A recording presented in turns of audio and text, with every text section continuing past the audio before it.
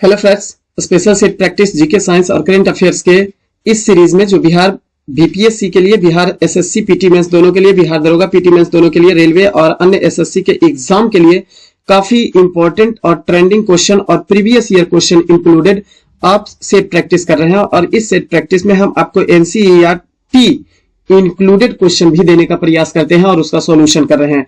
आप फ्रेंड्स अगर लगातार आप इस वीडियो को देखते हैं, लगातार केसीसी को फॉलो करते हैं, तो चैनल को सब्सक्राइब कर लीजिएगा, क्योंकि आने वाला भविष्य में और आने वाला एग्जाम को लेकर आपके लिए काफी इंपॉर्टेंट कंटेंट हम जोड़ने का प्रयास करेंगे, इंपॉर्टेंट क्वेश्चन को जोड़ने का प्रयास करेंगे, और जितना भी रिलेटेड प्रीवियस ईयर क्वेश्चन होगा वो सारा क्वेश्चन भी हम आपको देने का प्रयास करेंगे। तो आप इसको निश्चित तौर पर आप सब्सक्राइब कर लीजिएगा, और अगर ऐसा लगता है कि वीडियो आपके लिए यूजफुल होता है तो लाइक जरूर कीजिएगा और शेयर भी कर दिया कीजिएगा, ताकि दूसरे स्टूडेंट को भी इसका लाभ पहुंच सके। फ्रेंड्स, अब इस यहां से जो भी क्वेश्चन हम आपको देंगे वो सब्जेक्ट वाइज क्वेश्चन का एनालिसिस आप यहां पर स्क्रीन पर भी देख सकते हैं। जैसे कि सामान्य विज्ञान से 8 क्वेश्चन, इतिहास से 6 क्वेश्चन, भूगोल से 6 क्वेश्चन, भारतीय संविधान से 6 क्वेश्चन, अर्थशास्त्र इकोनॉमिक से 5 सवाल, इसके अलावा बिहार विशिष्ट, बिहार स्पेशल से 4 सवाल, समसामयिकी यानी करंट अफेयर से 5 सवाल, और विज्ञान एवं प्रौद्योगिकी से 5 सवाल, तथा विविध यानी मिसलेनियस से भी आपको 5 सवाल, यानी टोटल के टोटल 50 क्वेश्चन आपको यहां से मिलेंगे। और उसका रिवीजन भी करने के लिए फुल एनालिसिस क्वेश्चन का किया जाएगा। तो आप इसका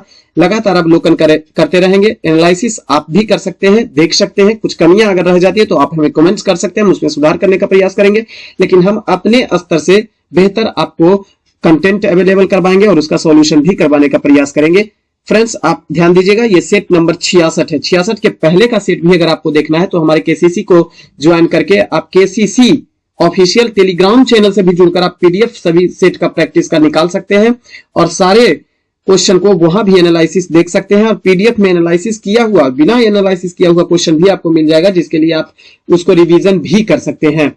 तो 66 से पहले सेट भी आपको देखना है तो टेलीग्राम चैनल को ज्वाइन कर लीजिएगा, और टेलीग्राम चैनल का लिंक हम प्रत्येक वीडियो के डिस्क्रिप्शन में डाल देते हैं, वहां से हमें आप फॉलो कर सकते हैं। चलिए फ्रेंड्स, आज का पहला क्वेश्चन जो है वो देखते हैं 66 नंबर सेट का। आप इसे शेयर भी कर दिया कीजिएगा ताकि दूसरे स्टूडेंट को भी इसका लाभ पहुंच सके। पहला क्वेश्चन है, मीटर पर सेकेंड स्क्वायर निम्नलिखित में से किसकी इकाई होती है? अब 4 इसमें आपका ऑप्शन दिया हुआ है, बारी बारी से निकाल लेंगे। वेग बराबर क्या होता है? तो दूरी बट्टा समय। वेग बराबर दूरी बट्टा समय होता है। प्रति इकाई समय में तय की गई दूरी को ही वेग कहा जाता है, ध्यान रखेंगे। अगर इसका मात्रक लिखेंगे तो मीटर, दूरी का मात्रक मीटर और समय का मात्रक सेकंड होता है। इसको अगर हम डायमेंशन के रूप में लिखेंगे या इसको इस फॉर्मेट के रूप में भी हम लिखेंगे तो लिख सकते हैं मीटर सेकेंड -1, क्योंकि नीचे वाला ऊपर जाएगा तो माइनस हो जाता है। अब इसको डायमेंशन के रूप में भी अगर लिखेंगे तो यहां पर MLT के रूप में डायमेंशन लिखा जाता है, तो मास लिखा जाता है। मास यहां पे है नहीं, कहीं भी द्रव्यमान कहीं भी नहीं है, तो M0। L क्या है? 1, तो L पर 1 दे भी सकते हैं और नहीं भी दे सकते हैं, L को भी दर्शा देंगे। 0 लिख देने का मतलब है ही नहीं, और L के ऊपर 1 लिखेंगे और या तो नहीं भी लिखेंगे तो कोई बात नहीं। S नीचे है तो S यानी S को T से, यानी समय को T से इंडिकेट किया जाता है, तो T -1 हो जाएगा। इसको इस रूप में भी इसका डायमेंशन लिख सकते हैं, या इसको हम इस रूप में भी लिख सकते हैं। क्लियर? मास तो है नहीं, तो मास को लिखे तो M को लिखे तो ना लिखे तो बात बराबर है। L लिख ही दिए, दूरी का मात्रक L होता है, L लिख दिए, L के ऊपर 1 लिखे तो ना लिखे तो L दर्शा ही दिए, T -1 हो गया। ये आपका डायमेंशन हो गया। गति बराबर भी होता है दूरी बट्टा समय, तो सेम जो वेग का होगा वही गति का होगा। बल बराबर अगर यदि जो हम देखते हैं, बल बराबर होता है द्रव्यमान गुने त्वरण। द्रव्यमान गुने त्वरण होता है। अब देखेंगे द्रव्यमान को हम किस में व्यक्त करते हैं? द्रव्यमान का मात्रक किलोग्राम इनटू त्वरण का मात्रक मीटर पर सेकेंड स्क्वायर होता है। इसको हम इस रूप में भी लिख सकते हैं, M द्रव्यमान का मात्रक किलोग्राम, और किलोग्राम को M से सूचित करते हैं, तो M L यानी लंबाई को, दूरी को, तो L, T नीचे है तो ऊपर जाएगा तो T -2, इसका डायमेंशन इस रूप में हो जाएगा। इसके अलावा त्वरण बराबर क्या होता है? तो त्वरण बराबर होता है वेग बट्टा समय। वेग बट्टा समय, प्रति इकाई समय में वेग में परिवर्तन की दर को त्वरण कहा जाता है। अब वेग बराबर क्या होता है, तो मीटर पर सेकेंड पहले ही बता दिए। वेग बराबर होता है मीटर पर सेकेंड, और नीचे में 1 सेकेंड और है तो गुना में 1 सेकेंड और दे दीजिए, बराबर क्या हो जाएगा, तो ये हो जाएगा मीटर, डायमेंशन लिखेंगे इसका तो m हो जाएगा 0, है ही नहीं द्रव्यमान, l हो जाएगा 1 तो l दर्शा दिए, t नीचे है तो दोनों t नीचे है, समय जो है वो नीचे है दोनों, तो ऊपर ले जाएंगे तो -2 हो जाएगा। इसको इस फॉर्मेट में भी लिख सकते हैं डायमेंशन को, और नहीं तो इसी के डायमेंशन को हम इस फॉर्मेट में भी लिख सकते हैं LT-2, क्योंकि m तो यहां पे है ही नहीं, तो इस रूप में भी हम लिख सकते हैं। क्लियर, तो वही लिखा हुआ है मीटर पर सेकेंड स्क्वायर, यहां पे लिखेंगे तो मीटर पर सेकेंड स्क्वायर है, तो ऑप्शन नंबर डी आपका सही आंसर होगा। नेक्स्ट क्वेश्चन है, बृहद पाषाण स्मारकों की पहचान की गई है। अब समझेंगे, बृहद पाषाण स्मारक कहते किसको है, या बृहद पाषाण संस्कृति किसे कहा जाता है, जो ध्यान देंगे, बृहद पाषाण संस्कृति के अवशेष जो है वो दक्षिण भारत में मिलते हैं। पहली बात, दक्षिण भारत में इसके अवशेष वर्तमान समय में मौजूद हैं। दक्षिण भारत में भी कहां मिलेंगे, तो तमिलनाडु से लेकर उत्तर में नागपुर, महाराष्ट्र के नागपुर तक का क्षेत्र जो है बृहद पाषाण संस्कृति के अवशेष वहां मिलते हैं। बृहद पाषाण संस्कृति जो है नव पाषाण काल जैसे ही समाप्त हुआ, नियोलिथिक एज जैसे ही समाप्त हुआ, तो इसके बाद दक्षिण भारत में एक विशेष प्रकार की संस्कृति का प्रचलन हुआ जिसे बृहद पाषाण संस्कृति के नाम से जाना गया। अब बृहद पाषाण जो स्मारक है, यहां पर रिन्यूएंस है, स्मारक जो है वहां पर मृतक को दफनाने के स्थान के रूप में चिन्हित किया गया है। मृतक को दफनाने के अवशेष के रूप में चिन्हित किया जाता है। बृहद पाषाण देखेंगे तो इसका अंग्रेजी शब्द होता है मेगालिथिक कल्चर, मेगालिथिक कल्चर या मेगालिथिक एज कहेंगे। अब मेगालिथिक का मतलब होता है, मेगा का मतलब यह है कि यूनानी भाषा का शब्द है मेगालिथिक, मेगा का मतलब होता है बृहद, बड़ा, और लिथोस का मतलब होता है पत्थर।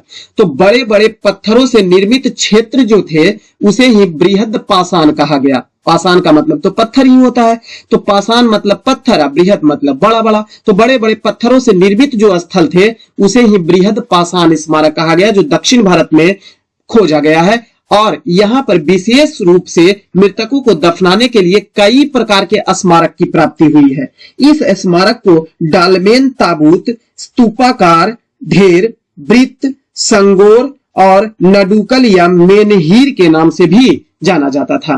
क्लियर। नेक्स्ट क्वेश्चन है, प्रधानमंत्री नरेंद्र मोदी 16 फरवरी 2023 को 15 दिवसीय आदि महोत्सव का उद्घाटन कहां करेंगे।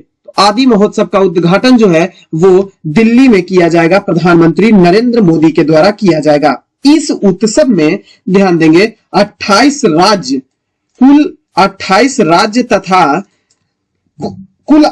राज्य तथा केंद्र शासित प्रदेश जो होंगे, केंद्र शासित प्रदेश जो होंगे 28 राज्य हो गया, और केंद्र शासित प्रदेश जो होंगे वहां से लगभग कितना, तो 1000 आदिवासी कारीगर और कलाकार वहां भाग लेंगे। 1000 आदिवासी कलाकार और कारीगर जो है वह इस महोत्सव में भाग लेंगे, ध्यान दीजिएगा, और यह दिल्ली में होगा। नेक्स्ट क्वेश्चन है, वर्ष 1991 की औद्योगिक नीति के अनुसार कितने उद्योगों को लाइसेंसिंग के अंतर्गत रखा गया था। कुल 18 उद्योगों को लाइसेंसिंग के अंतर्गत रखा गया। ध्यान देंगे, यह औद्योगिक नीति जो है इसकी घोषणा अभी तक भारत सरकार के द्वारा 6 बार किया जा चुका है। कब कब इसका औद्योगिक नीति आया था, जो ध्यान देंगे, प्रथम औद्योगिक नीति की घोषणा जो की गई थी वो 1948 ईस्वी में किया गया था। दूसरे औद्योगिक नीति की घोषणा 1956 ईस्वी में किया गया था। तीसरे औद्योगिक नीति की घोषणा 1977 ईस्वी में किया गया था। 1977 ईस्वी में किया गया था। चौथे औद्योगिक नीति की घोषणा 1980 ईस्वी में किया गया था।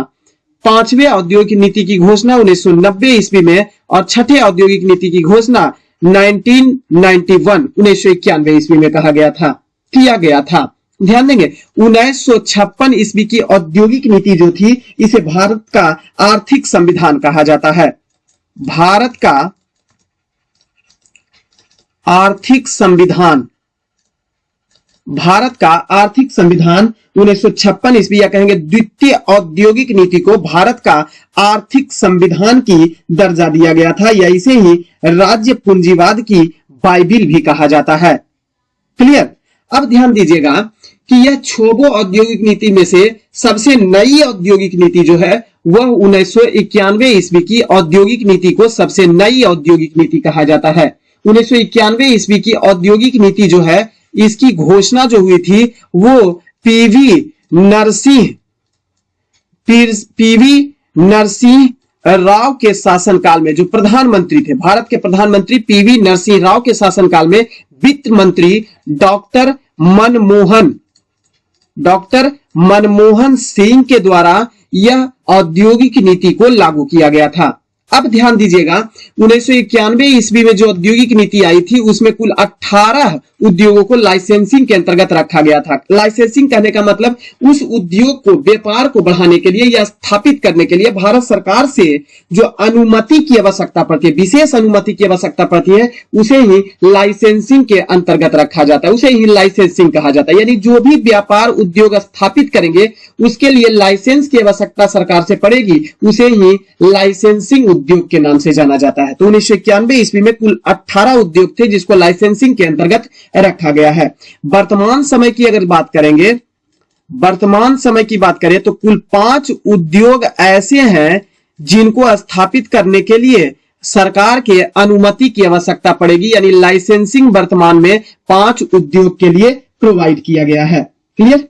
नेक्स्ट क्वेश्चन है, निम्नलिखित कथनों पर विचार करें तथा नीचे दिए गए कूट से सही उत्तर का चयन करना है। ध्यान दीजिएगा, सही उत्तर का आपको चयन करना है। आंसर पहला कहता क्या है, पृथ्वी के अक्ष के उत्तरी सिरे को उत्तरी ध्रुव कहा जाता है। बिल्कुल सही है, उत्तरी ध्रुव को उत्तरी ध्रुव के नाम से जाना जाता है, उत्तरी सिरे को। दूसरा, 45 डिग्री अक्षांश की लंबाई विषुवत रेखा की आधी होती है। अब ध्यान देंगे, पृथ्वी पर मौजूद प्रत्येक अक्षांश की लंबाई जो होती है, प्रत्येक अक्षांश की लंबाई जो होती है 111 किलोमीटर होती है। एक अक्षांश से दूसरे अक्षांश के बीच की दूरी जो होती है वह 111 किलोमीटर के बराबर होती है। क्लियर। अब अगर विषुवत रेखा पर, अगर यह विषुवत रेखा है, यह पूरा पृथ्वी है, अगर यह विषुवत रेखा है तो इसको कहा जाता है 0 डिग्री अक्षांश, विषुवत रेखा को। अब 0 डिग्री से अगर 45 डिग्री पर चले जाएंगे हम, तो क्या विषुवत रेखा की आधी लंबाई की रह जाएगी? ऐसी कोई बात नहीं है कि आधी लंबाई की रह जाएगी, क्योंकि जो आप अगर हिसाब भी लगा लेते हैं तो 111 किलोमीटर प्रत्येक अक्षांश के बीच की दूरी हो जाता है। क्लियर। एक अक्षांश से दूसरे अक्षांश के बीच की दूरी 111 किलोमीटर होता है, तो 45 डिग्री अक्षांश की लंबाई विषुवत रेखा की आधी हो जाएगी, ये गलत हो जाएगा। दूसरा है, पृथ्वी के अक्ष की समानांतरता। बिल्कुल सही बात है, पृथ्वी के अक्ष की समानांतरता, यानी अक्ष से पृथ्वी झुकी हुई है 23.5 डिग्री अक्षांश से। अब यह जो पृथ्वी 23.5 डिग्री अक्षांश से झुकी हुई है, तो ऐसा नहीं है कि अलग अलग स्थान पर जाएगा तो इसके अक्षों के झुकने की स्थिति जो होगी वो अलग अलग हो जाएगा। यानी पृथ्वी जो हमारा है वह सूर्य की परिक्रमा लगाता है, हमारा पृथ्वी जो है वह सूर्य की परिक्रमा लगाता है। अब ऐसा नहीं कि यहां 23.5 डिग्री अक्ष पर झुका हुआ है तो यहां जाएगा 22.5 डिग्री अक्ष पर झुक जाएगा, ऐसा नहीं है। तो अक्ष की समानांतरता है, बनाई हुई, बरकरार है। तो ऑप्शन नंबर 3 सही हो जाएगा आपका। चौथा है, अपसौर यानी एपीहेलियन अवस्था में पृथ्वी के परिभ्रमण की गति तीव्र हो जाती है। अपसौर कहते किसको है, एपीहेलियन किसको कहते हैं? जब सूर्य और पृथ्वी के बीच की दूरी अधिकतम हो जाती है, जब सूर्य और पृथ्वी के बीच की औसत दूरी उसकी वास्तविक औसत दूरी से अधिक हो जाता है, तो ऐसे स्थिति को अपसौर कहा जाता है। और यह घटना प्रत्येक साल 4 जुलाई को होता है। तो ये तो दूर आने पर और नजदीक आने की घटना पर आधारित होता है अपसौर। इसमें परिभ्रमण की गति तीव्र हो जाती है, ऐसा नहीं है। दूरी जब बढ़ेगा, ध्यान दीजिएगा, दूरी जब बढ़ेगा सूर्य और पृथ्वी के बीच की दूरी, तो परिभ्रमण गति जो होगी वह तीव्र नहीं होगी, यह गलत हो जाएगा। तो 1 और 3 आपका सही आंसर होगा, option number D. Next question है, निम्नलिखित में से किस व्यक्ति ने पहला पोर्टेबल कंप्यूटर बनाया था? पहला पोर्टेबल कंप्यूटर एडम ऑसबॉर्न के द्वारा बनाया गया था, ध्यान रखेंगे। और यह एडम ऑसबॉर्न ने ऑसबॉर्न फर्स्ट नामक पोर्टेबल कंप्यूटर बनाया था। ऑसबॉर्न फर्स्ट नामक पोर्टेबल कंप्यूटर का निर्माण 1981 ईस्वी में पहली बार किया था। अब यहां पर नया शब्द है पोर्टेबल कंप्यूटर, का मतलब वहनीय कंप्यूटर, एक स्थान से दूसरे स्थान पर इसको ले जा सकते हैं, यानी बोलचाल की भाषा में हम इसको कह सकते हैं लैपटॉप। लैपटॉप, यह लैपटॉप को पोर्टेबल कंप्यूटर कहा जाता है, जिसकी स्थापना एडम ऑसबॉर्न के द्वारा ऑसबॉर्न फर्स्ट के नाम से किया गया था 1981 ईस्वी में। नेक्स्ट क्वेश्चन है, निम्नलिखित एक उचित अनुक्रम में व्यवस्थित करना है। सबसे पहले घटना से लेकर बाद की घटना कौन सी होगी? तो सबसे पहले जीवों में उत्परिवर्तन होगा, म्यूटेशन होगा। दूसरा है जननात्मक विलगन होगा, जेनेटिकली जो ट्रांसफॉर्मेशन होगा वो होगा। दूसरा होगा, तीसरा होगा प्राकृतिक चयन, बाद में होगा प्राकृतिक चयन, नेचुरल सिलेक्शन जिसे कहा जाता है, चार्ल्स डार्विन ने दिया था। और उसके बाद विकासवाद का सिद्धांत प्रचलित हुआ था। तो उत्परिवर्तन, जननात्मक विलगन, प्राकृतिक चयन, विकास, ये चारों क्रम से दिया हुआ है, यानी 1, 2, 3, 4 होगा आंसर। तो ऑप्शन नंबर बी सही आंसर होगा। नेक्स्ट क्वेश्चन है, भारत में प्रथम न्यूक्लियर ऊर्जा स्टेशन की स्थापना कहां हुई थी? तो भारत में पहली बार न्यूक्लियर ऊर्जा स्टेशन की स्थापना महाराष्ट्र के तारापुर में हुई थी, जो यूएसए के सहयोग से स्थापित किया गया था। यूएसए के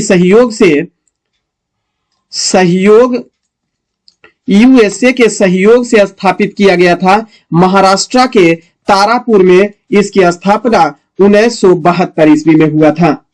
क्लियर? तारापुर में, जो कहां स्थित है? महाराष्ट्र में। क्लियर? अब ध्यान देंगे, भारत में जो न्यूक्लियर ऊर्जा स्टेशन है वह तारापुर, रावतभाटा, कलपक्कम, नरौरा, इसके अलावा कैगा, काकड़ापारा, ये सभी न्यूक्लियर ऊर्जा स्टेशन के रूप में है। अब ध्यान देंगे, कलपक्कम जो है वह भारत का तीसरा, क्रम में तीसरा, थर्ड, कलपक्कम जो है वह भारत का तीसरा,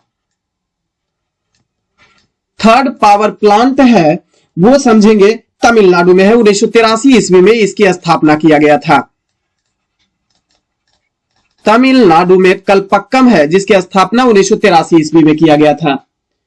इसके अलावा ध्यान रखेंगे, राजस्थान के कोटा के रावत भाटा में, रावत भाटा जो राजस्थान में है, राजस्थान में सेकेंड पावर प्लांट की स्थापना किया गया था 1972 ईस्वी में ही, लेकिन इसके पहले तारापुर में किया गया था। नरौरा जो उत्तर प्रदेश में है, यह भारत का चौथा नंबर का न्यूक्लियर पावर प्लांट है, जिसकी स्थापना 1991 ईस्वी में किया गया था।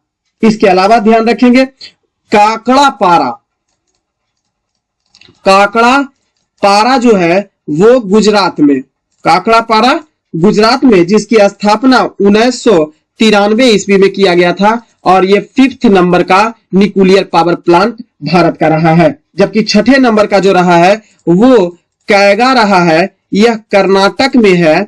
6ठे नंबर का, यह 5वें नंबर का, और यह 6ठे नंबर पर कैगा कर्नाटक का रहा है, जिसकी स्थापना 1999 ईस्वी में किया गया था। नेक्स्ट क्वेश्चन है, धन विधेयक भारत के संविधान के किस अनुच्छेद में परिभाषित किया गया है? तो धन विधेयक को परिभाषित करने की बात अनुच्छेद 110 में किया गया है। जबकि ध्यान रखेंगे 109 में धन विधेयक का विशेष प्रावधान किया गया है। कहने का मतलब विशेष प्रावधान, धन विधेयक के संबंध में, धन विधेयक के संबंध में विशेष प्रावधान, विशेष प्रावधान कहने का मतलब विशेष प्रावधान यह है कि धन विधेयक पहले लोकसभा में प्रस्तुत किया जाएगा, फिर उसके बाद राज्यसभा में भेजा जाएगा, लेकिन राज्यसभा को कोई आजादी नहीं दी जाएगी, मात्र 14 दिन का छूट दिया जाएगा। 14 दिन के भीतर अगर राज्यसभा इसे पारित कर दे तब ठीक है, नहीं भी कर दे तब पर भी राज्यसभा से पारित ही समझा जाता है, जिसकी चर्चा अनुच्छेद 109 में किया गया है। अनुच्छेद 111 111 में राष्ट्रपति के पॉकेट वीटो, जिसे जेबी वीटो कहा जाता है, राष्ट्रपति का पॉकेट वीटो, पॉकेट वीटो की चर्चा जो है वो अनुच्छेद 111 में किया गया है, जो पहली बार ज्ञानी जैल सिंह ने डाक विभाग के अंतर्गत डाक सेवा के लिए पहली बार पॉकेट वीटो का प्रयोग ज्ञानी जैल सिंह नाम के राष्ट्रपति ने भारत के किए थे। ध्यान रखेंगे अनुच्छेद 112 में वार्षिक वित्तीय विवरण, वार्षिक वित्तीय विवरण की चर्चा जो है वो अनुच्छेद 112 में किया गया है, जिसे आम बोलचाल की भाषा में बजट कहा गया है। लेकिन बजट शब्द की चर्चा भारतीय संविधान के किसी भी अनुच्छेद में नहीं किया गया है, इसके स्थान पर वार्षिक वित्तीय विवरण की चर्चा किया गया, जिसकी चर्चा अनुच्छेद 112 में है। नेक्स्ट क्वेश्चन है, निम्नलिखित कथनों पर आपको विचार करना है। दो मुंह वाला ढोल मृदंगम कहलाता है, बिल्कुल सही है, मृदंगम कहा जाता है, या इसे मृदंग कहा जाता है। यह कर्नाटक के क्षेत्र में दक्षिण भारत में ढोल बजाने के लिए इस्तेमाल किया जाता है। दूसरा है, नौबत मुंह से बजाया जाने वाला एक वाद्य यंत्र है, बिल्कुल सही है। बीना एक तंबूरे का, बीना एवं तंबूरे दोनों का मिश्रण सितार कहलाता है, यह भी सही है। तो 1, 2 और 3 तीनों ही सही है। नेक्स्ट क्वेश्चन है, भारतीय हीरा संस्थान कहां स्थापित किया गया है? तो भारतीय हीरा संस्थान जो है वो सूरत में स्थापित किया गया है। इंडियन डायमंड इंस्टीट्यूट सूरत में स्थापित किया गया है। इसकी स्थापना सूरत में 1978 ईस्वी में किया गया था। नेक्स्ट क्वेश्चन है, एक पत्थर एक भवन की छत से छोड़ने पर पृथ्वी की सतह तक गिरने में 4 सेकंड का समय लेता है। अब बताइए तो भवन की ऊंचाई क्या होगी? अब ध्यान देंगे इसमें दिया हुआ क्या क्या है। प्रारंभिक वेग u बराबर नहीं दिया हुआ है, तो u बराबर 0 लिखेंगे। u को प्रारंभिक वेग कहा जाता है। डिफाइन थोड़ा कर देते हैं। u बराबर यानी प्रारंभिक वेग, प्रारंभिक वेग आपका नहीं दिया हुआ है, इसको लिखेंगे 0 है। इसके अलावा आपका समय यानी t दिया हुआ है 4 सेकेंड।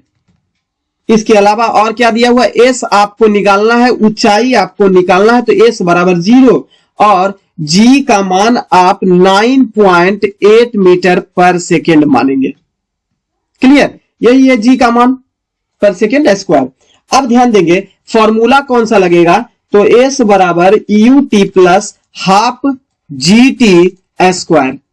s निकालना है, u बराबर है 0 दिया हुआ और गुना t का मान 4 है प्लस 1/2 गुने g का मान आपको दिया हुआ क्या है 9.8 और गुने t स्क्वायर 4 गुने 4। ये वाला तो आपका 0 हो जाएगा, मान इतना ही का मान आपको निकालना है। इसको इससे काट दीजिए 2 दूना 4 और इसको इससे गुना कर दीजिए 4 दूना 8, 4 दूना 8।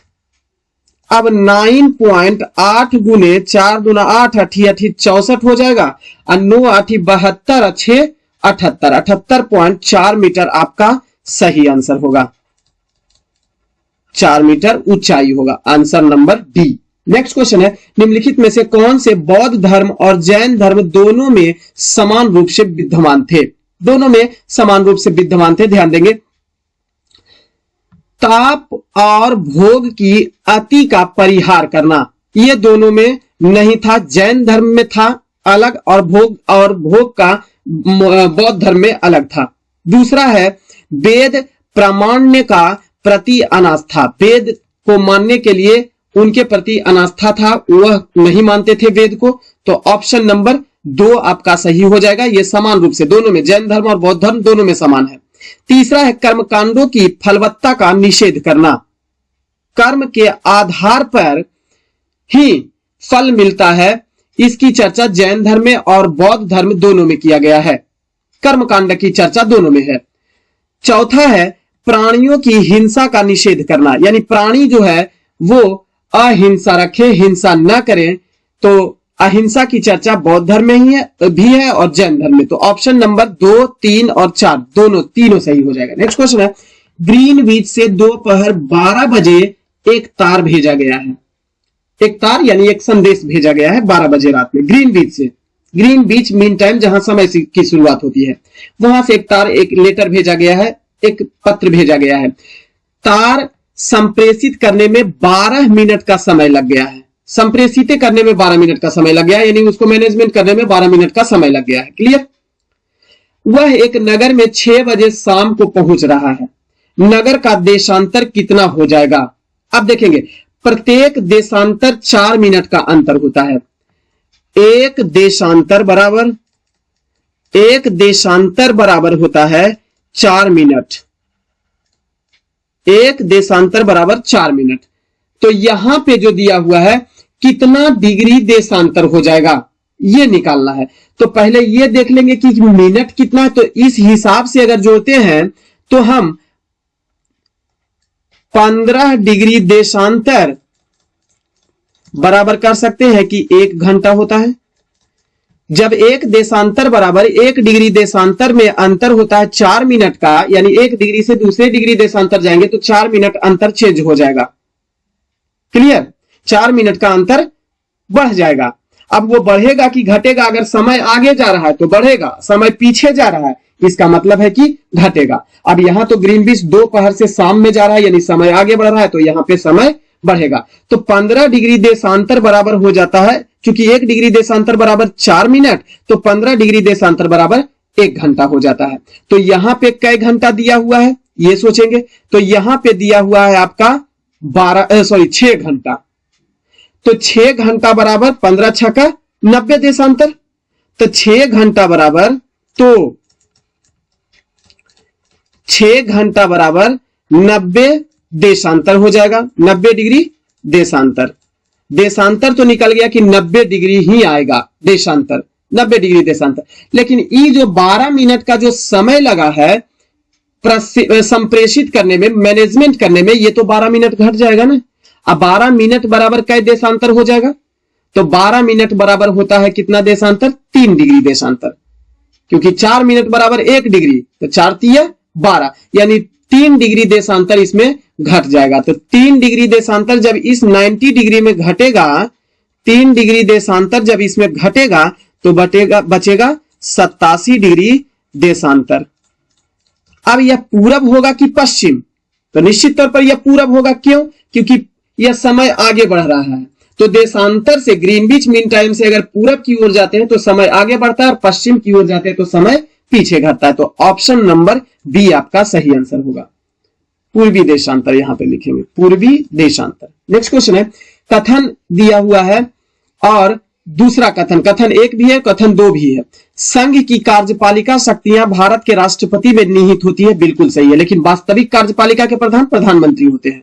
ये बात तो बिल्कुल सही है कि संघ की कार्यपालिका शक्ति राष्ट्रपति में निहित है। दूसरा है, कार्यपालिका शक्तियां सरकार का व्यवसाय चलाने से संबंधित होता है। सब चीज चलाने से संबंधित होता है, केवल व्यवसाय का है, सब चीज चलाने से संबंधित होता है। लेकिन कथन आर जो है, कथन ए की सही दोनों, लेकिन व्याख्या नहीं कर रहा है कि कथन आर के कारण कथन ए सही है। तो आपका ऑप्शन बी बनता है। नेक्स्ट क्वेश्चन है, बिहार एवं उत्तर प्रदेश राज्य की सम्मिलित परियोजना किस नाम से जानी जाती है?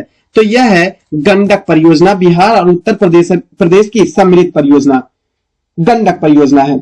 लेकिन लाभ इसको मिलता है किसको? नेपाल को भी इसका लाभ मिलता है। 1959 ईस्वी के प्रावधान के तहत इसका लाभ नेपाल को भी मिलता है। क्लियर।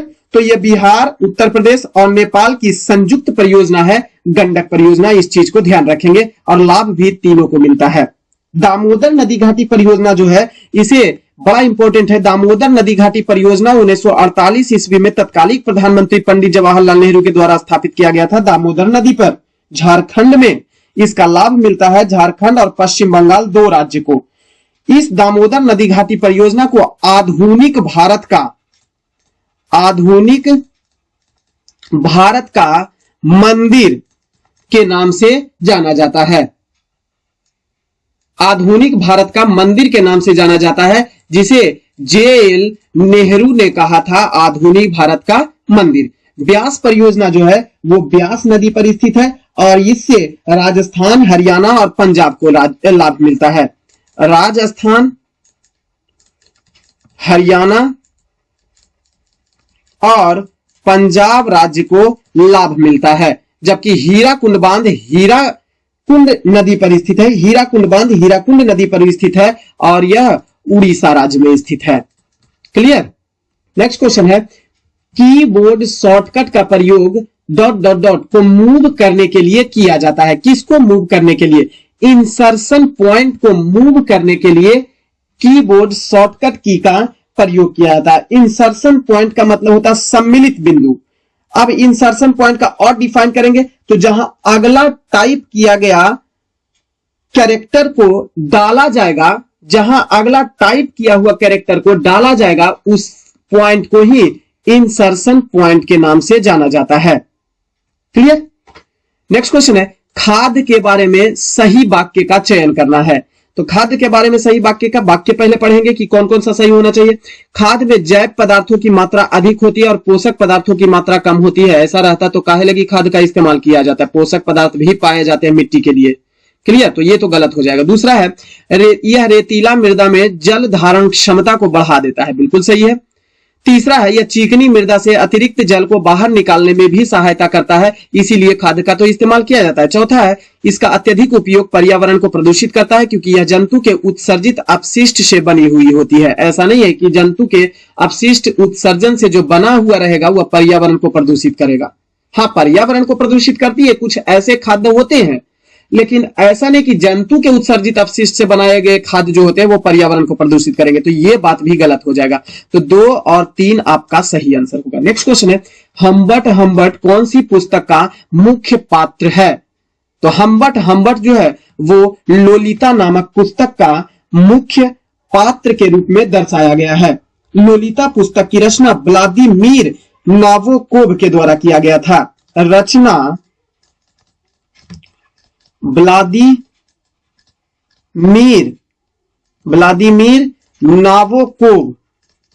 नाबोकोव के द्वारा लोलिता नामक पुस्तक की रचना की गई है। हम्बर्ट एक कैरेक्टर है जो पुरुष का कैरेक्टर है और लोलिता से उसे प्रेम हो जाता है, इसी के बारे में दर्शाया गया है। व्लादिमीर नाबोकोव की यह ग्रंथ रचना है।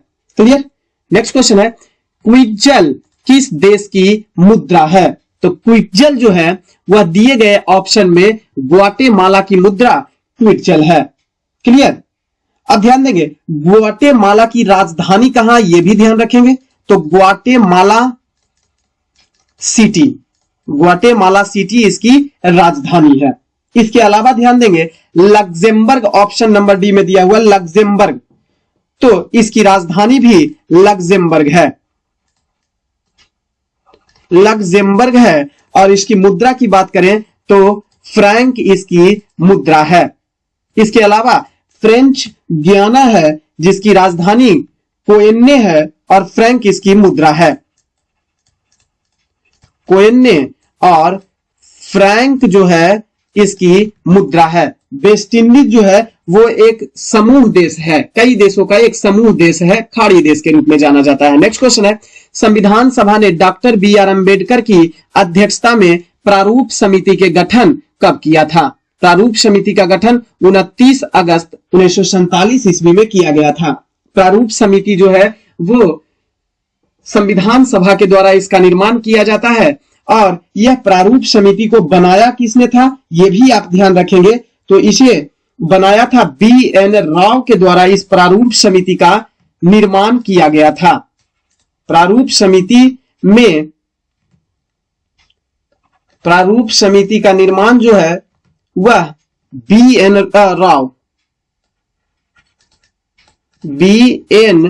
राव के द्वारा यह तैयार किया गया था और इसकी अध्यक्षता BR अम्बेडकर ने की थी। इस प्रारूप समिति में कुल सदस्यों की संख्या जो थी वह 7 थी। 7 सदस्य था प्रारूप समिति में सदस्यों की संख्या। इस 7 सदस्यों को ध्यान रखेंगे। अध्यक्ष के रूप में BR अम्बेडकर, इसके अलावा एन गोपाल स्वामी अयंगर, अल्लादी कृष्ण स्वामी अय्यर, कन्हैया लाल मणिकलाल मुंशी, मोहम्मद सादुल्लाह, एन माधव राव जो बी एल मित्र के स्थान पर आए थे, और डीपी खेतान। और डीपी खेतान के बाद जब मृत्यु हो गई इनकी तो इनके स्थान पर टी टी कृष्णमाचारी आए थे। क्लियर। नेक्स्ट क्वेश्चन है कोर सेक्टर का तात्पर्य क्या होता है? कोर सेक्टर का मतलब होता है चयनित आधारभूत उद्योग। चुना हुआ जो आधारभूत उद्योग है उसे कोर सेक्टर के नाम से जाना जाता है। यानी अर्थव्यवस्था के आधारभूत जो क्षेत्र, चयनित क्षेत्र जो होते हैं उसे कोर सेक्टर कहा जाता है। इसके अंतर्गत, इस कोर सेक्टर के अंतर्गत कुल 8 क्षेत्र को रखा जाता है। कुल 8 क्षेत्र को रखा जाता है। अब इस 8 क्षेत्र की ओर अगर ध्यान देते हैं तो 8 क्षेत्र में ध्यान दीजिएगा तो तेल रिफाइनरी उत्पाद पहले स्थान पर आता है, या पेट्रोलियम रिफाइनरी उद्योग पहले स्थान पर। पेट्रोलियम, बड़ा इंपॉर्टेंट, पेट्रोलियम रिफाइनरी उद्योग। क्लियर। इसकी भागीदारी कुल औद्योगिक क्षेत्र में अगर यदि जो देखा जाए तो सबसे ज्यादा 28.04% की भागीदारी इसकी होती है। दूसरे स्थान पर अगर यदि जो चर्चा करें तो दूसरे स्थान पर नाम आता है वह बिजली का। दूसरे स्थान पर बिजली का, विद्युत का, विद्युत उद्योग, इसका स्थान दूसरे स्थान पर आता है और यह 19.85% जो है वह कोर सेक्टर में योगदान करता है। तीसरा स्थान जो आता है वह स्टील उद्योग का आता है, स्टील उद्योग का आता है और इसका स्थान जो है परसेंटेज की बात करें तो 17.92% का योगदान कोर सेक्टर में करता है। चौथे स्थान पर अगर यदि जो बात करते हैं तो चौथा स्थान पर आता है कोयला उद्योग। कोयला उद्योग आता है और कोयला उद्योग की भागीदारी कोर सेक्टर में 10.33% है। जबकि 5वें स्थान की अगर यदि जो बात करें तो 5वां स्थान पर आ जाता है कच्चा तेल उद्योग। कच्चा तेल उद्योग, और इस कच्चे तेल उद्योग का कोर सेक्टर में कुल 8.98% का योगदान रहता है। छठे स्थान की अगर यदि जो बात करते हैं तो वो आता है प्राकृतिक गैस।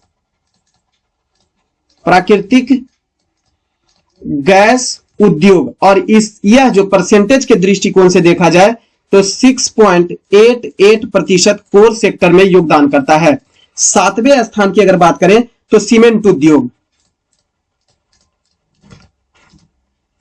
सीमेंट उद्योग का आता है और कुल कोर सेक्टर में 5.37% का योगदान इसका रहता है।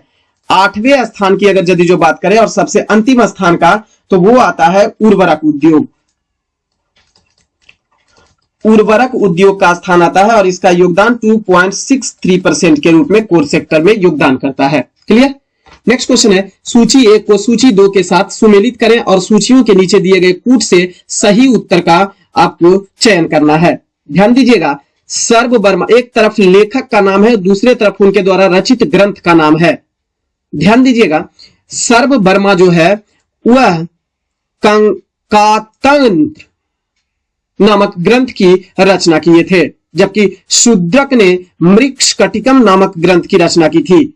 विज्ञानेश्वरी ने मिताक्षरा नामक ग्रंथ की रचना की थी और कलहन ने राजतरंगिनी नामक पुस्तक की या ग्रंथ की रचना की थी। तो आंसर मिलता है 4, 3, 1, 2, option number B. Next question है एक सीधे धारावाही चालक के लिए इनमें से कौन से कथन सत्य है? तो सीधे धारावाहिक चालक के लिए कौन सा कथन सत्य है? चुंबकीय बल रेखाएं केंद्र में चालक युक्त संकेंद्रित वृत्त होती है, बिल्कुल सही है। दूसरा है जैसे जैसे हम चालक से दूर जाते हैं चुंबकीय क्षेत्र की प्रबलता बढ़ती है कि घटेगी। प्रबलता क्या होगी? घटेगी। जैसे जैसे चालक तार से दूर जाएंगे वैसे वैसे प्रबलता जो होगी वह घटती है, तो ये तो गलत हो जाएगा।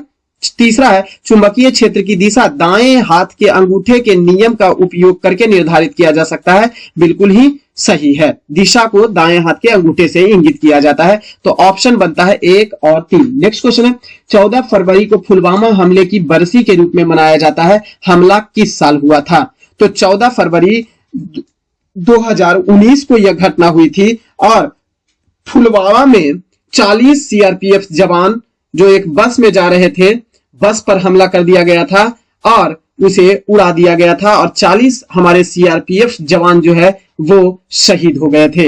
इसी के बरसी के रूप में 14 फरवरी को मनाया जाता है, उसे ब्लैक डे के नाम से भी जाना जाता है।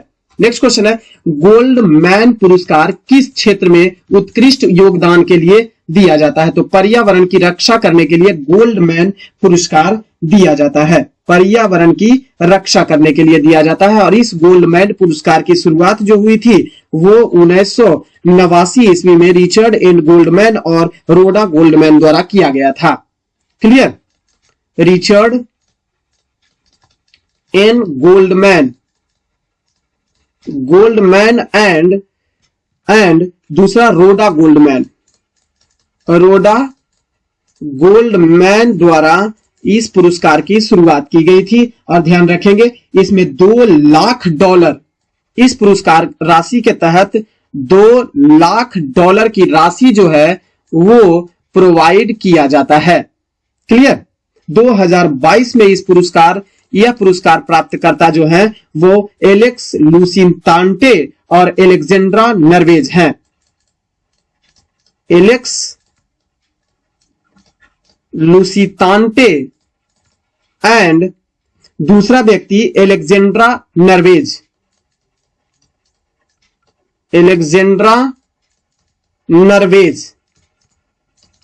है। क्लियर? नेक्स्ट क्वेश्चन है, शून्यकाल यानी 0 आवर क्या होता है? तो शून्यकाल जो होता है, बड़ा इंपॉर्टेंट क्वेश्चन है, शून्यकाल यानी 0 आवर क्या होता है? तो शून्यकाल जो होता है वो सदन में अति महत्वपूर्ण मामलों पर विचार विमर्श किया जाता है, उसे ही शून्यकाल कहा जाता है। प्रश्नकाल के ठीक बाद के काल को शून्यकाल की संज्ञा दी जाती है। तो ऑप्शन नंबर बी। और यह शून्यकाल जो है आंसर होगा सी। और यह शून्यकाल किस देश की देन है? तो ध्यान रखेंगे यह भारत की देन है। संसदीय व्यवस्था में शून्यकाल किस देश की देन है? क्वेश्चन इस तरीके से पूछेगा तो यह भारत की देन है। प्रश्नकाल के ठीक बाद के समय को शून्यकाल कहा जाता है। संसद की शुरुआत जो होती है, सदन की शुरुआत जो होती है वो 11 बजे प्रारंभ होती है और फर्स्ट आवर जो होता है उसे प्रश्नकाल कहा जाता है। फर्स्ट आवर जो होता है उसे प्रश्न काल कहा जाता है और प्रश्न काल के ठीक बाद के काल को शून्य काल कहा जाता है। क्लियर? और इस शून्य काल में अति महत्वपूर्ण मामलों पर विचार विमर्श किया जाता है। नेक्स्ट क्वेश्चन है, बिहार का अधिकांश क्षेत्र आच्छादित है। कछारी मिट्टी से अधिकांश क्षेत्र जो बिहार का है वो आच्छादित है। कछारी मिट्टी को किस नाम से जाना जाता है? ध्यान दीजिएगा, कछारी मिट्टी को जलोढ़ मिट्टी, दोमट मिट्टी या इसे ही एलुवियल सॉइल के नाम से जाना जाता है। एलुवियल सॉइल के नाम से जाना जाता है, इसे ही कहेंगे दोमट मिट्टी। दोमट मिट्टी के नाम से भी इसे जाना जाता है। जलोढ़ मिट्टी भी इसी को कहा जाता है, जलोढ़ मिट्टी। नेक्स्ट क्वेश्चन है, निम्नलिखित युग्मों पर विचार कीजिए। यह जलोढ़ मिट्टी, थोड़ा सा ध्यान देंगे, यह जलोढ़ या दोमट मिट्टी या एलुवियल सॉइल जो होता है वो 2 प्रकार का होता है। एक बांगर होता है, दूसरा खादर होता है। नवीन जलोढ़ मिट्टी को खादर कहा जाता है और पुरानी जलोढ़ मिट्टी को बांगर कहा जाता है। नेक्स्ट क्वेश्चन है, निम्नलिखित युग्मों पर विचार कीजिए। क्षेत्र जो कभी कभी समाचारों या देशों में उल्लिखित किया जाता है, देश के समाचारों में उल्लिखित किया जाता है। क्लियर? अब ध्यान दीजिए, कौन से देश में किसका नाम आता है समाचार पत्रों में, ये ध्यान देंगे थोड़ा सा। आपका ऑप्शन में अगर यदि जो मिलान करेंगे तो ध्यान दीजिएगा, क्रेटालोनिया जो है वो स्पेन में पाया जाता है। एक शहर का नाम है क्रेटालोनिया जो स्पेन में है, बिल्कुल सही है। दूसरा है क्रीमिया, क्या हंगरी में है? नहीं, क्रीमिया जो है यूक्रेन देश का स्वशासित अंग है। यूक्रेन का स्वशासित अंग है क्रीमिया, तो यह हंगरी इसके साथ मैच गलत हो जाएगा। तीसरा है मिंडनाओ, जो फिलीपींस द्वीप समूह के मिंडनाओ द्वीप है, फिलीपींस द्वीप समूह है और इसमें एक द्वीप है मिंडनाओ, तो ये तो मिलान आपका बिल्कुल ही सही मिलान है। चौथा है ओरामिया, यह ओरामिया जो है वह इथियोपिया में है, इथियोपिया में है ओरामिया। तो ये नाइजीरिया के साथ गलत हो जाएगा। तो आंसर मैच होता है 1 और 3।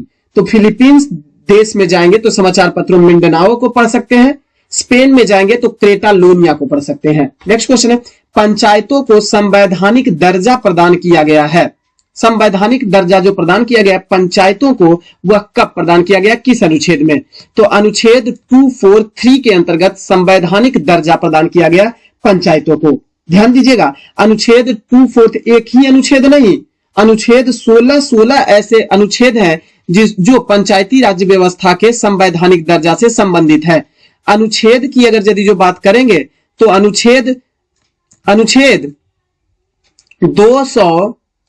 243 के का से लेकर न तक की व्यवस्था जो है, न तक चर्चा जो है 16 अनुच्छेद में, कुल 16 अनुच्छेद ऐसे हैं जो पंचायती राज्य व्यवस्था से संबंधित हैं। क्लियर? और वही अगर यदि जो इस पंचायत की चर्चा करें तो भाग की अगर बात करें कि भारतीय संविधान के किस भाग में है, तो 9वें भाग में, और अनुसूची की चर्चा करें तो 11वें अनुसूची में इसकी चर्चा की गई है। ध्यान रखिएगा, 1986 ईस्वी के गठित एल.एम. सिंघवी समिति के आधार पर 73वां संवैधानिक संशोधन 1993 ईस्वी के द्वारा इसे संवैधानिक दर्जा दिया गया था। एल.एम. सिंघवी समिति कब आया था? एल.एम. सिंघवी समिति तो 1986 ईस्वी में एल.एम. सिंघवी समिति आया था, जहां पर बाद में जाके 73वां संवैधानिक संशोधन किया गया और 1993 ईस्वी में इसे संवैधानिक दर्जा दे दिया गया पंचायती राज व्यवस्था को। क्लियर?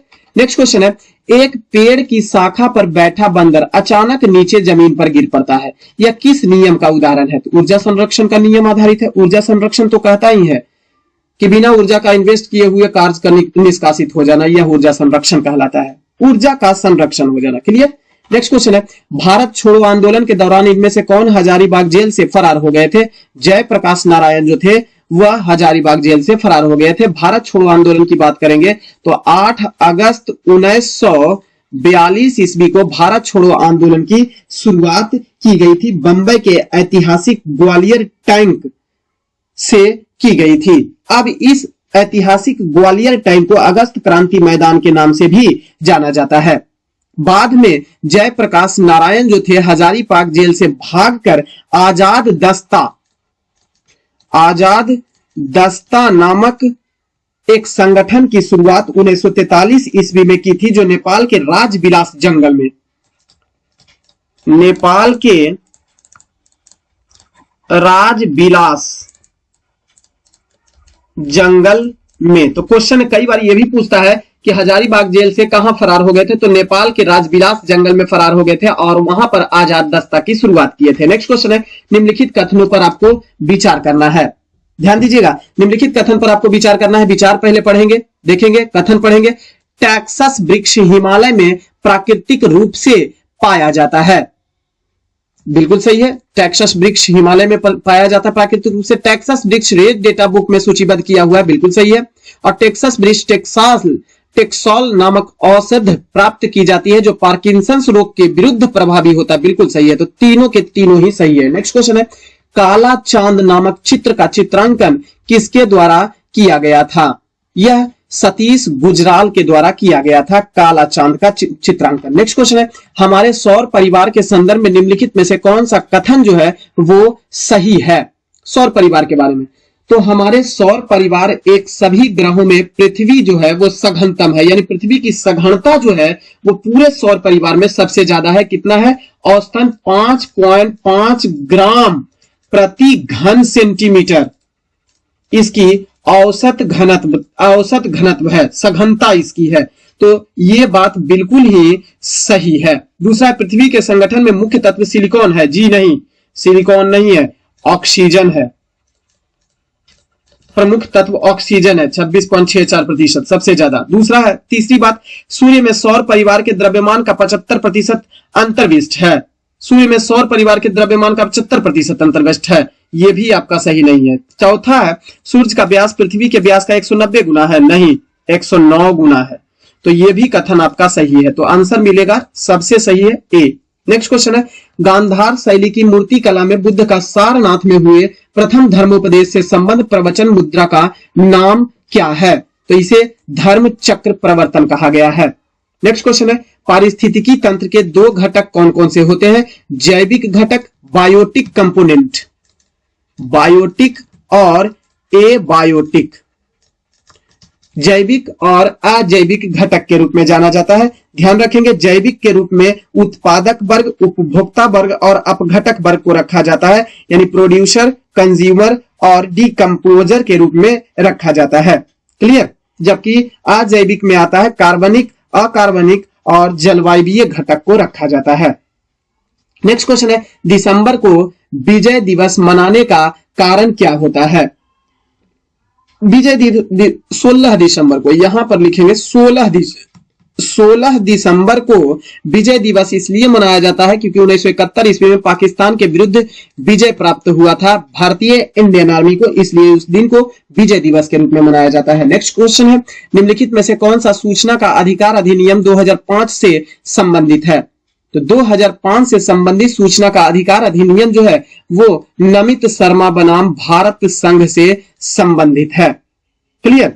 यह अधिनियमित सूचना का अधिकार अधिनियम जो है अधिनियमित कब हुआ था ये भी ध्यान रखेंगे। दोनों चीज, अधिनियमित कब हुआ था और लागू कब हुआ था। तो अधिनियमित कब हुआ था, यानी पेश कब किया गया था, यह भी ध्यान रखेंगे। तो 15 जून 2005 को, 15 जून 2005 को। जबकि लागू कब हुआ सूचना का अधिकार अधिनियम, तो ये भी याद रखेंगे, ये ऑप्शन भी याद रखेंगे, 12 अक्टूबर 2005 को लागू हुआ था। नेक्स्ट क्वेश्चन है, नीलगिरी की मेघ बकरियां पाई जाती है, यह पाई जाती है इराविकुलम राष्ट्रीय पार्क में पाई जाती है जो कि केरल में स्थित है। क्लियर?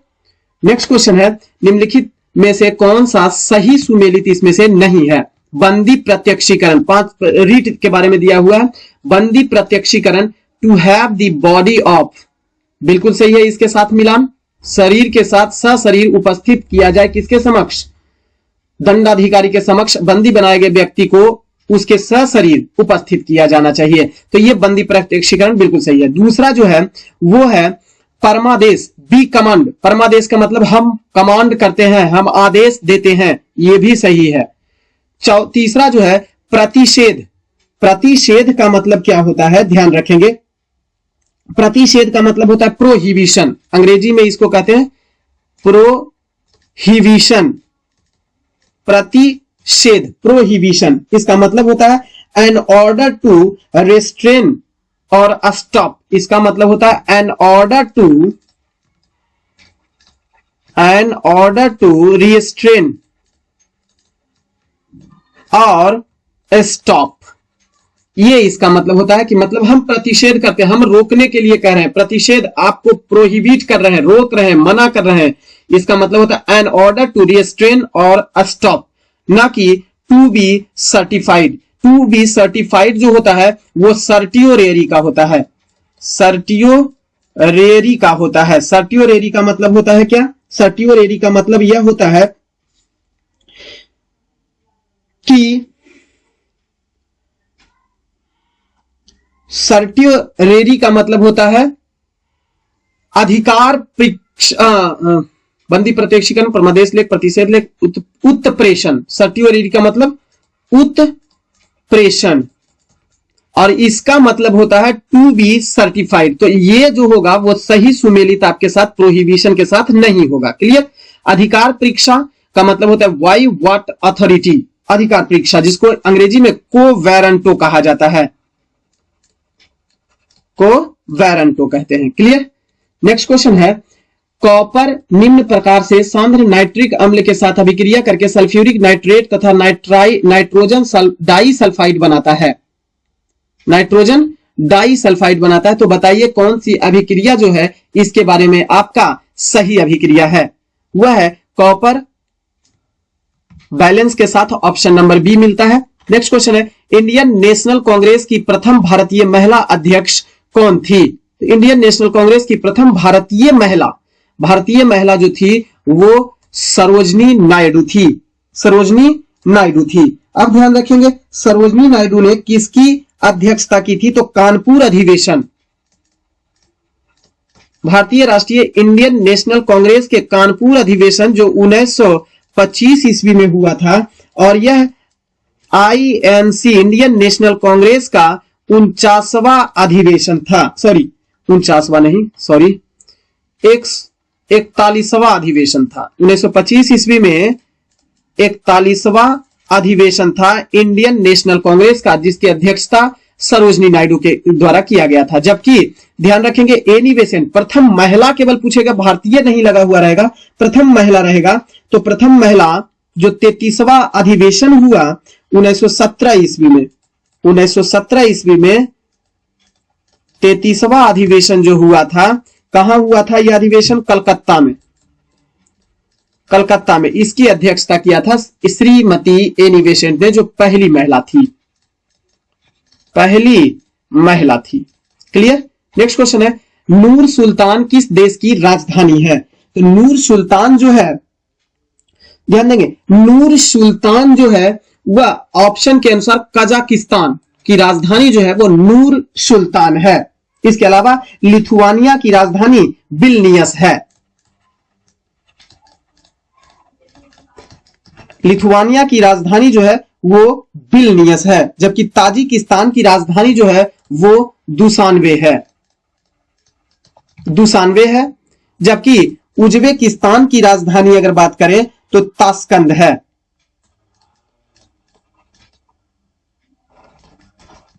ताशकंद है। तो नूर सुल्तान जो है, नूर सुल्तान वो कजाकिस्तान की। नेक्स्ट क्वेश्चन है, कौन सा देश 2023 के अंत में अंतरिक्ष मिशन के लिए पहली महिला अंतरिक्ष यात्री भेजेगा? सऊदी अरब भेजेगा पहला अंतरिक्ष यात्री। और कौन अंतरिक्ष यात्री होगी? तो रैयाना बरनाकी, रैयाना बरनाकी। इसके साथ और एक पुरुष यात्री जो है वो भी शामिल होंगे, अली अलकनी, अली अलकनी, जो चालक दल में शामिल होंगे और AX2 मिशन अंतरिक्ष मिशन के लिए रवाना होंगे। AX2 अंतरिक्ष, AX2 अंतरिक्ष मिशन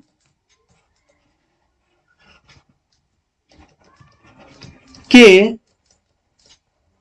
चालक दल में शामिल होंगे। नेक्स्ट क्वेश्चन है, विदर्भ एक प्रादेशिक नाम है भारत में और यह कहां स्थित है? तो विदर्भ जो है वो महाराष्ट्र में स्थित है। विदर्भ जो है कुल 11 जिलों में से मिलकर बना हुआ विदर्भ क्षेत्र है। आधुनिक जो, अब विदर्भ तो इसका पुराना नाम है, आधुनिक वर्तमान समय में इसे बरार प्रदेश कहा गया है। विदर्भ को वर्तमान में बरार, पहले वर्तमान लिख देते हैं, वर्तमान में विदर्भ को, वर्तमान में विदर्भ को बरार, बरार कहा जाता है।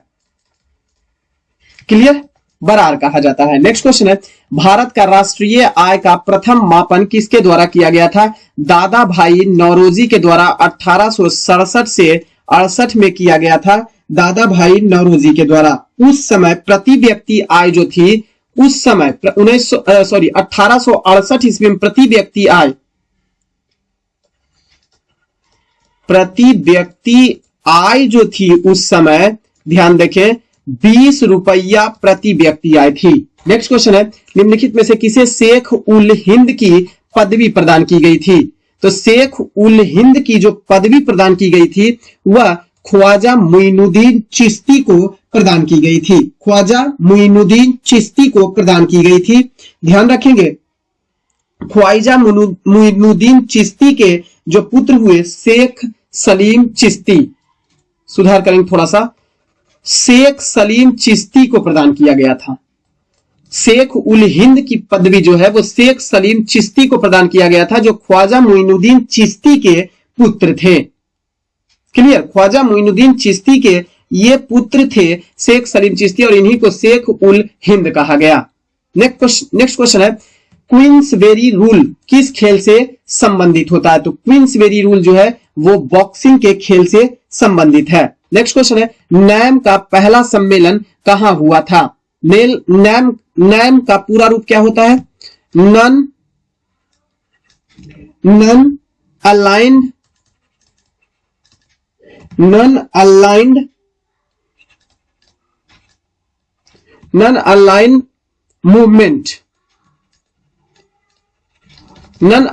मूवमेंट इसका पूरा रूप होता है नैम का।